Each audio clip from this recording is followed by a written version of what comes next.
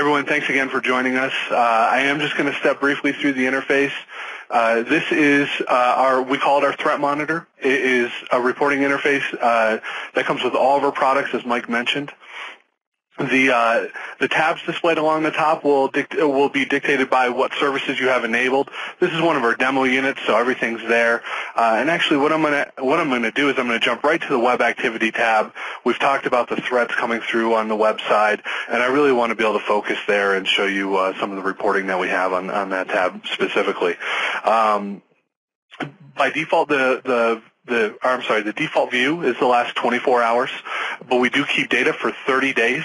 You can choose to run a report over that entire 30-day period, or by selecting the time drop-down, you can do it on a minute-by-minute basis. So really, you can drill right down in, look at the last 15 minutes, or run a quarter or a monthly report for your for a boss or for a CTO or somebody else within your customer's organization. The ThreatMonitor does contain some default reports. Those are the ones you're seeing right now. We give you the ability to write your own custom reports. You can do that by adding a report here, or by clicking on a portion of the interface. If you see a spike and you want to see, want to drill right down in and see what's going on during that period of time, or what that user's doing, we can do that as well.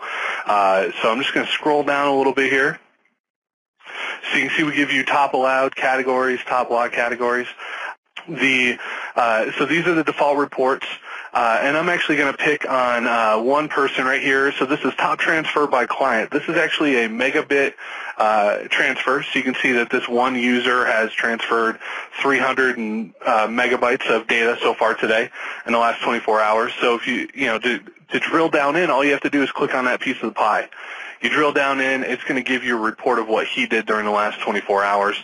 If you like that report, you want to save it, you want to review it later on down the road, or continue to track that, you can click the Save button and then go ahead and name the report whatever, Jeff and Monitor, and click Apply. And that report will then be saved, and what will happen is it'll just be added down here at the bottom of the report. That report will also be wrapped up in the daily reports that Mike mentioned earlier. Once a day, the unit will roll up all the reports you see here, or whichever ones you specify. You can control them, which ones get wrapped up, but it'll wrap them all up in one PDF document, mail them out to you, or to whoever you specify, and then you can review those. If you want, you can. It'll also allow you to include any custom reports you may have made. So the web activity, Mike had talked about the different categories we have. So right off the bat here is the top allowed categories and top log categories.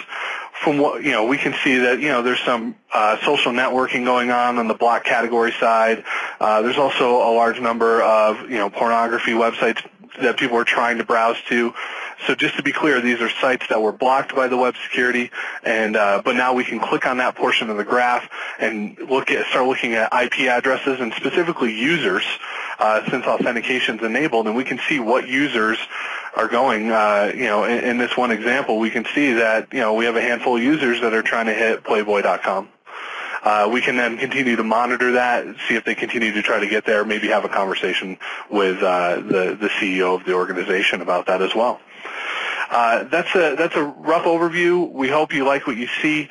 If you want more information, absolutely reach out to us. Thank you, everyone, for taking the time.